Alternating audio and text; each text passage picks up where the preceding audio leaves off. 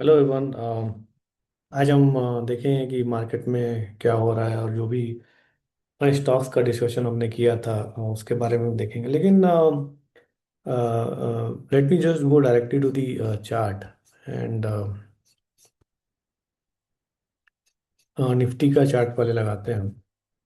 लेकिन इसके पहले मैं एक चीज़ यहाँ पे बोलना चाहूँगा कि मैं काफ़ी महीने से ओवरव्यू स्टॉक मार्केट का एंड जो भी इंटरेस्टिंग चार्ट होते हैं short trading point of view से उसका हम यहाँ पे डिस्कशन करते हैं।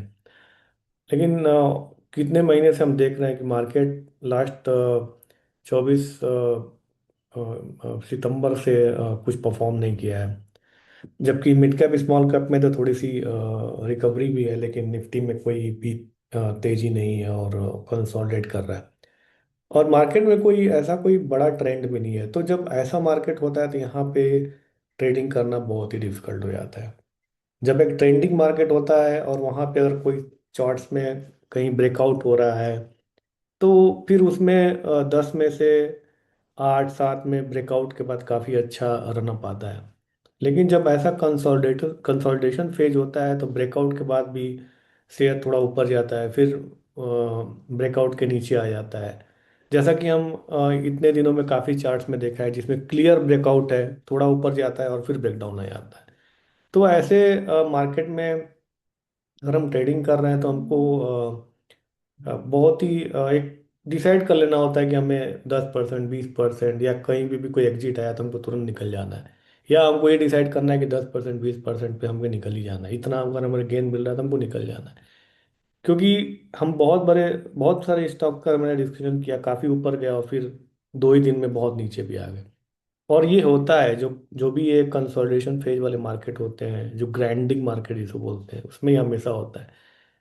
और जो ट्रेंडिंग मार्केट होता है तो उसमें तो आप अगर जब तक उसमें अगर हमें एग्जिट ना मिले तब तक हमें राइट करता रहना चाहिए, क्योंकि उसमें तो हमें 200% 300% की रिटर्न आते हैं।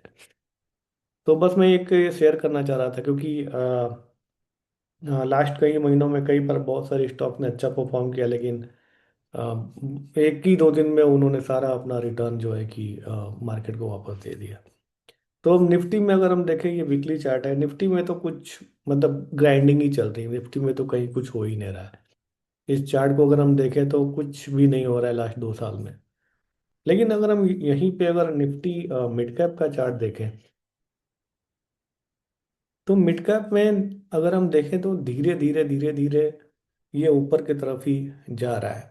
और तो ज़्यादा जो ट्रैक्शन, ज़्यादा तेजी जो है वो मिड कैप शेयर्स में है और मिड कैप इंडेक्स में। इसके अलावा एक और एक चीज़ है जो कि धीरे धीरे धीरे धीरे ऊपर की तरफ जा रही है, वो है निफ्टी स्मॉल कैप।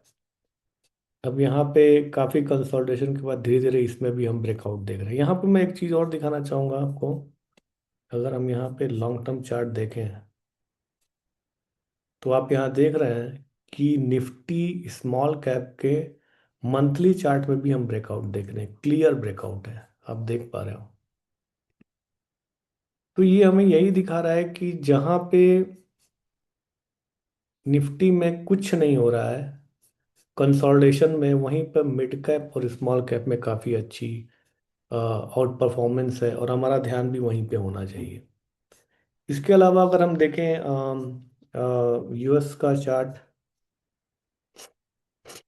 तो वहाँ भी धीरे धीरे ऊपर की तरफ ही जा रहा है। थोड़ी सी कमजोरी फिर तेजी है, तो ओवरऑल यूएस मार्केट में तो कोई दिक्कत नहीं है। इसके अलावा नैस्डैक में काफ़ी उतार चढ़ाव हो रहा है, जबकि ब्रेकआउट के ऊपर ही है, लेकिन काफ़ी ये भी कंसोलिडेशन फेज में ही चल रहा है, ऊपर नीचे कर रहा है, लेकिन इसमें भी कोई प्रॉब्लम नहीं है। इसके अलावा एक जो चार्ट हमको देखना है वो H D I N R का। अब H D I N R में भी हमने गिरावट देखी थी, लेकिन लास्ट वीक हमने एक छोटा सा पुल बैक भी देखा, जो कि हमारे मार्केट के लिए बहुत ही इम्पोर्टेंट होता है। तो ओवरऑल अगर हम समरी में बात करें तो मिड कैप स्मॉल कैप में अच्छी तेजी है हमारे मार्केट में, और यूएस और नैस्डैक के चार्ट में भी कोई बहुत ऐसी कोई प्रॉब्लम हमको नहीं दिख रही है। इसके अलावा इसके अलावा अगर हम जो स्टॉक का हमने डिस्कशन किया था, अगर हम उसको देखें, लाइक अगर हम लास्ट टाइम हमने डिस्कशन किया था डिक्सन का।